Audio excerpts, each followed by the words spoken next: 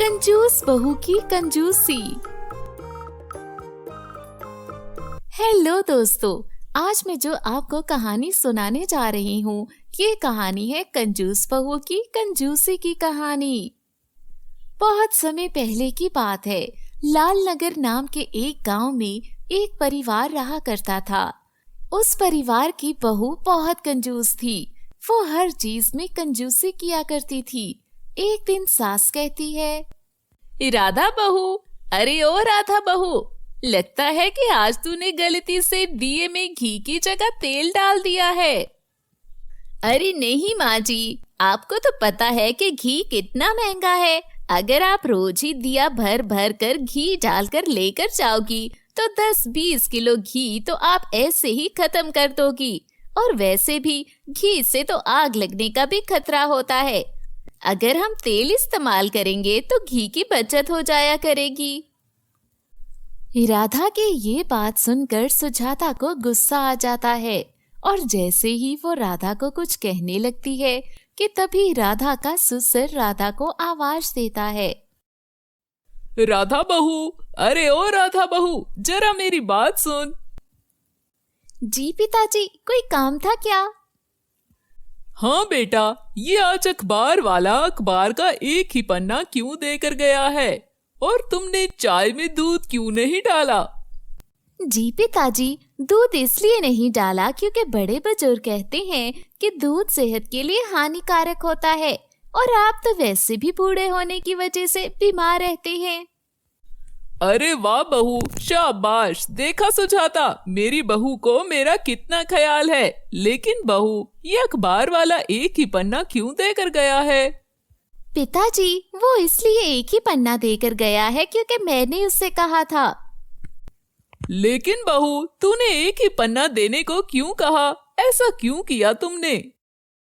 पिताजी, बताती हूँ। आपको तो पता है कि पूरे अखबार के अखबार वाला 10 रुपए लेता था। तो मैंने देखा कि आपसे तो वैसे भी सारा अखबार नहीं पढ़ा जाता था, तो मैंने अखबार वाले से कहा कि जो इम्पोर्टेंट खबर है बस वही दे दिया करो। आपको तो पता है इस पूरे महीने भर के मैं 270 रुपए बचा लेती हूँ क्योंकि एक पन्ने का वो सिर्फ 1 रुपए ही लेता है।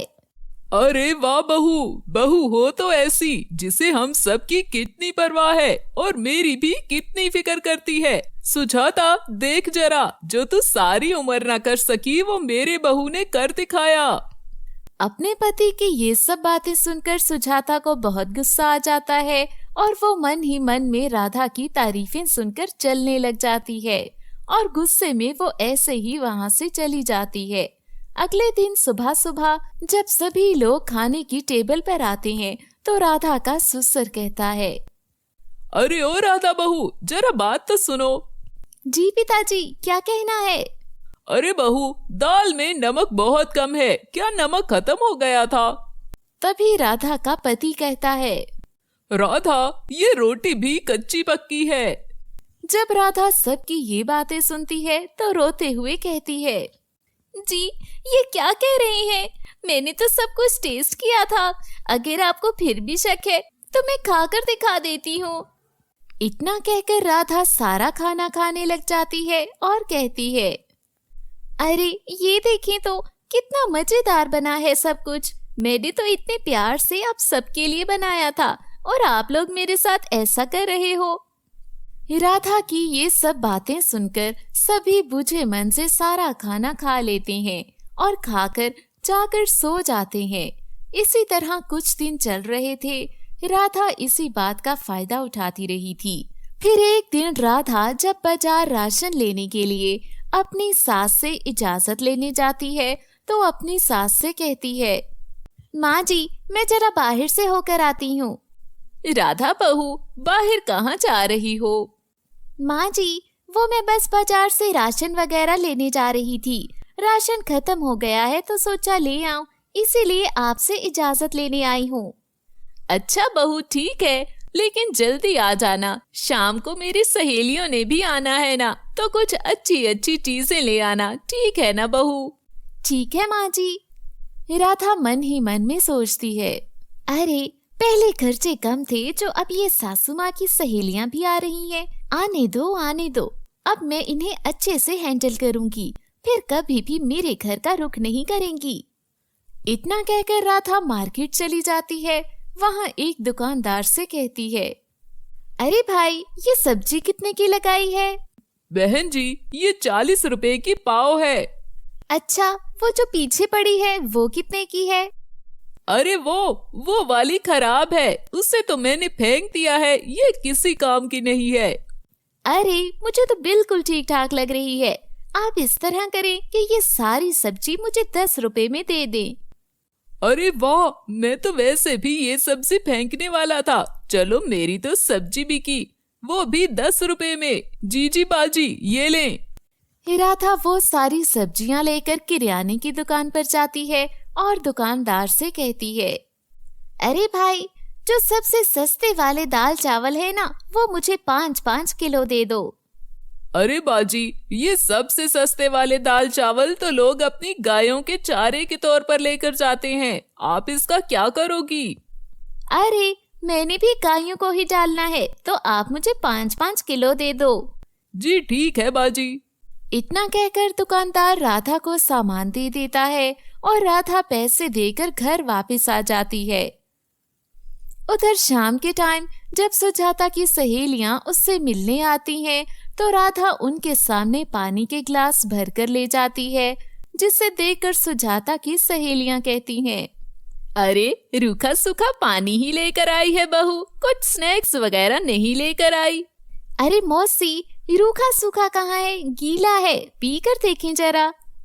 सुजाता को ये सब बातें बहुत बुरी लगती हैं। उसकी सारी सहेलियां चुप करके पानी का ग्लास पी लेती हैं और आपस में बातें करने लग जाती हैं।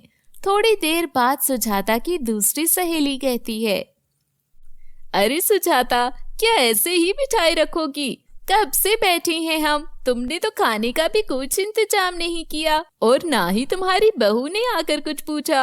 वैसे तो तुम कहती हो कि तुम लोगों ने ये घर 2 करोड़ में लिया, खाने तक का तो पूछा नहीं।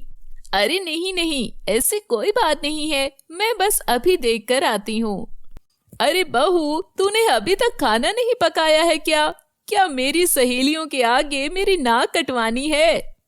अरे माँ जी, मैं कोई आदमखोर थोड़ी ना हूँ जो आपकी नाक कटवाऊंगी। वैसे भी आपकी नाक बहुत गंदी है। ये बात सुनकर सुजाता को बहुत गुस्सा आ जाता है और वो गुस्से में राधा से कहती है, बहू, ये क्या बकवास कर रही हो? आखिर मैं तुम्हारी सास हूँ, कोई सहेली नहीं। अरे माँ जी, आप गुस्सा मत हो, मैं तो बस मजाक कर रही थी। बस आप बाहर चले, मैं खाना लेकर आती हूँ। अच्छा, जल्दी से लेकर आओ। गुस्से में ये सब कहकर सुजाता वहाँ से चली जाती है।